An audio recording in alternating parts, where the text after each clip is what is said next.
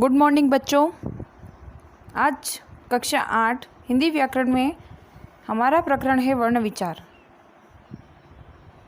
आइए वर्ण के बारे में जानते हैं कि वर्ण किसे कहते हैं। बोलते समय हम जिन ध्वनियों का उच्चारण करते हैं वही ध्वनियाँ वर्ण या अक्षर कहलाती है। वर्ण भाषा की सबसे छोटी इकाई है। इस प्रकार वर्ण उस ध्वनि को कहते हैं जिसके और अधिक टुकड़े नहीं किए जा सकते। यदि टुकड़े किए भी जाएं तो उनका कोई अर्थ नहीं निकलता है। इसीलिए वर्ण हिंदी व्याकरण की सबसे छोटी इकाई है, जिससे वर्ण से शब्द, शब्दों से वाक्य और वाक्यों से भाषा का निर्माण होता है। ये परिभाषा आप नोट कीजिएगा। लिखित भाषा में प्रयुक्त किए जाने वाले वर्ण प्रत्येक भाषा में अलग अलग होते हैं। हिंदी भाषा में इन वर्गों की कुल संख्या 44 है। वर्णमाला, वर्णों की माला यानी वर्णमाला। वर्गों के व्यवस्थित रूप को वर्णमाला कहते हैं। हिंदी वर्णमाला में 11 स्वर और 33 व्यंजन होते हैं।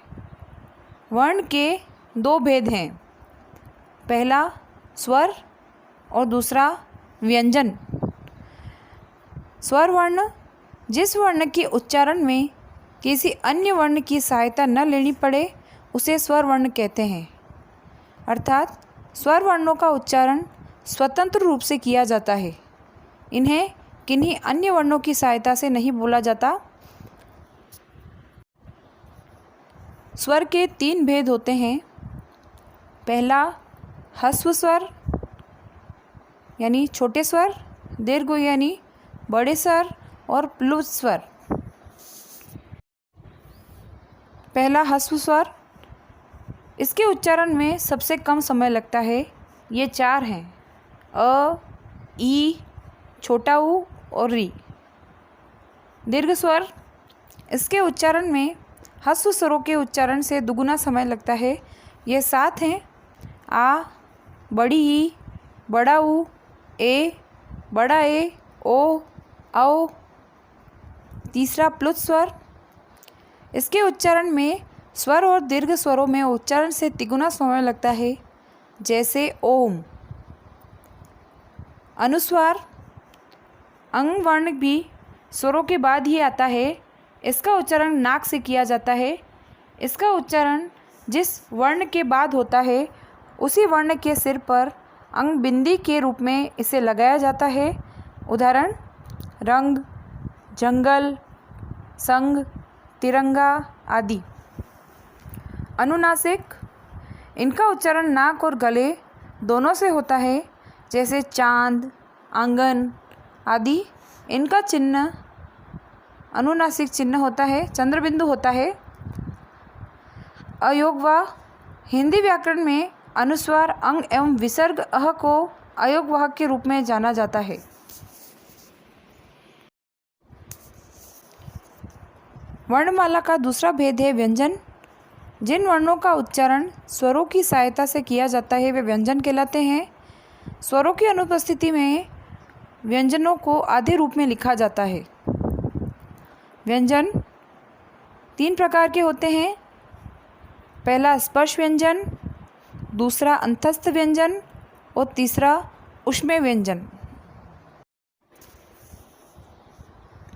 पहला स्पर्श व्यंजन। स्पर्श यानी छूना। जिन व्यंजनों का उच्चारण करते समय फेफड़ों से निकलने वाली वायु कंठ, तालु, मूर्धा, दांत या होठों का स्पर्श करती है उन्हें स्पर्श व्यंजन कहते हैं। क से लेकर म तक 25 स्पर्श व्यंजन हैं। क वर्ग का उच्चारण स्थल कंठ है। त वर्ग का उच्चारण स्थल दांत है। दूसरा अंतस्थ व्यंजन, अंत, मध्य या बीच, स यानी स्थित।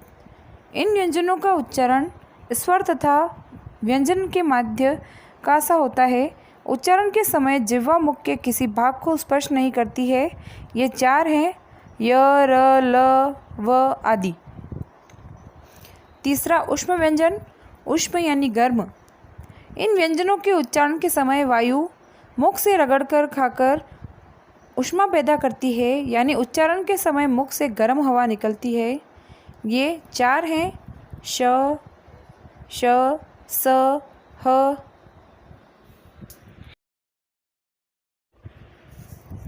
आज का आपका गृह कार्य है वर्ण किसे कहते हैं। इसमें आप वर्ण की परिभाषा लिखिएगा। उत्तर में प्रश्न 2 हिंदी वर्णमाला लिखिए। इसमें आपको हिंदी वर्णमाला के दोनों ही प्रकार स्वर एवं व्यंजन के सभी वर्णों का उदाहरण लिखना है। धन्यवाद।